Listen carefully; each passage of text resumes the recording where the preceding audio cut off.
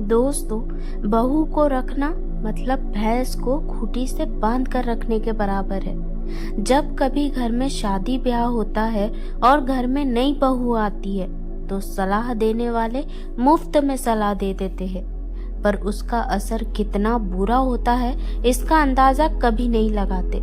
खुद ने जिंदगी में कुछ किया हो या ना किया हो, पर दूसरों की प्रेरणा बनने को हर कोई तैयार हो ही जाता है। ढोलक की थाप पर सब लोग नाच रहे थे। घर में नई नवेली बहू नेहा आ चुकी थी। आज उसकी मुंह दिखाई की रस्म थी। सब लोग बहू की सुंदरता की तारीफ कर रहे थे और बधाइयां गा रहे थे, लेकिन कुछ लोग ऐसे भी थे जो नई नई सास बनी विमला जी को अपनी सलाह देने से पीछे नहीं हट रहे थे। अरे जीजी, बहू को रखना कोई मामूली बात है क्या? मतलब बहू को रखना भैंस को खूंटी से बांध कर रखने के बराबर है। जैसे भैंस खुली रह गई वो इधर उधर हो जाती है, वैसे ही बहू है, छूट मिली नहीं कि सिर चढ़ जाती है। मामी जी अपनी ननद विमला जी को समझा रही थी। अब ननद तो गांव की सीधी सादी औरत, जबकि बहू आई शहर की पढ़ी लिखी नौकरी पेशा।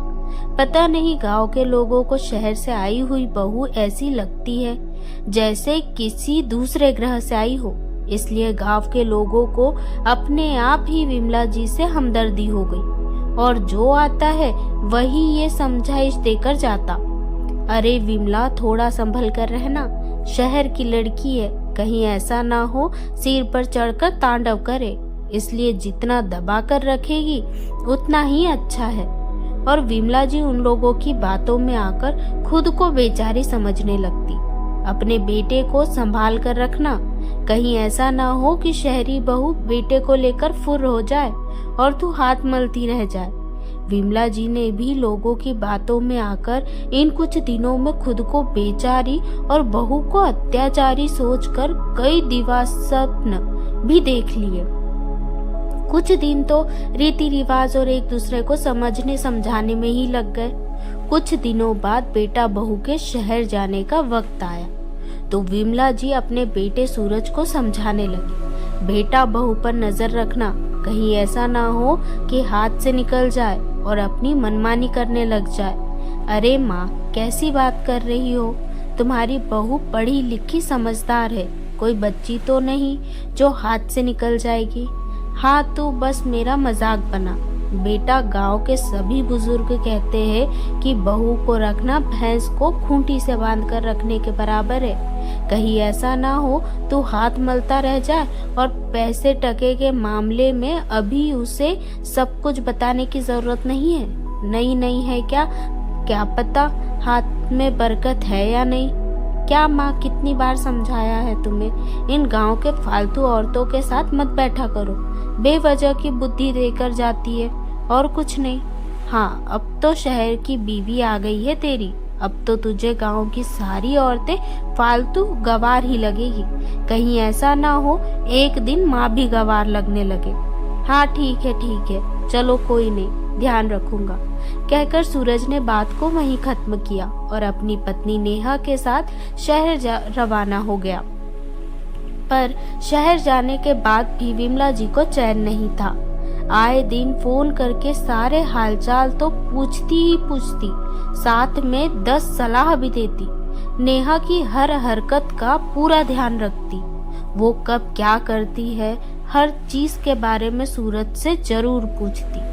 अब कोई इंसान बार बार एक ही बात को बोलता रहे तो थोड़ा बहुत असर तो होता ही है। सूरज भी धीरे धीरे अपनी माँ का समर्थन करने लगा। सूरज किसी न किसी बात को लेकर नेहा को टोक देता तो दोनों में लड़ाई झगड़े और हो जाते। धीरे धीरे दोनों में झगड़े बढ़ने लगे। अब तो ये आए दिन के किस्से हो गए थे। एक बार तो सिर्फ इस बात पर झगड़ा हो गया कि नेहा ने अपनी पसंद की सब्जी बाहर से ऑर्डर कर दी। बस विमला जी ने इसी बात को तिल का ताड़ बनाया और सूरज के बिना बुद्धि के अपनी माँ की बात पर अमल किया। झगड़ा इतना बढ़ गया कि नेहा परेशान होकर अपने मायके जाकर बैठ गई। जब ये बात सूरज ने अपनी माँ विमला जी को बताई तो विमला जी ने बात को संभालने की जगह उसे बिगाड़ने में कोई कमी नहीं रखी।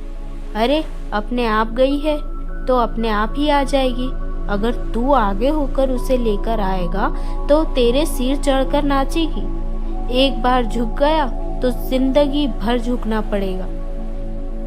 अपनी माँ विमला जी की बातों में आकर यहाँ सूरज झुकने को तैयार नहीं हो रहा था और उधर अपने स्वाभिमान की धज्जियां उड़ते देखकर नेहा झुकने को तैयार नहीं थी।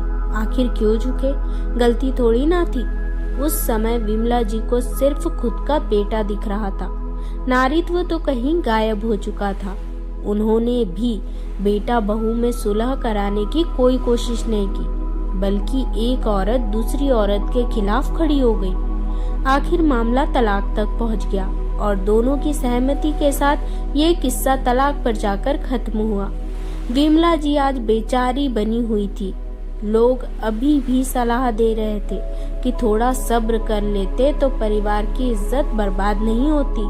तो कोई कहता कि आगे सोच समझकर कदम उठाना, अपने बेटे में क्या कमी है, दूसरी मिल जाएगी। दोनों की कहानी साथ में शुरू होकर खत्म भी हो गई, पर सलाह देने वाले मुफ्त की सलाह देने से बाज नहीं आए। दोस्तों, मैं कहना चाहूंगी उन सभी माँ और बेटों से कि अगर बेटे माँ का पल्लू नहीं छोड़ना चाहे तो शादी ना करें, और माँ बेटे को स्वतंत्र नहीं छोड़ पाए तो शादी मत करवाइए।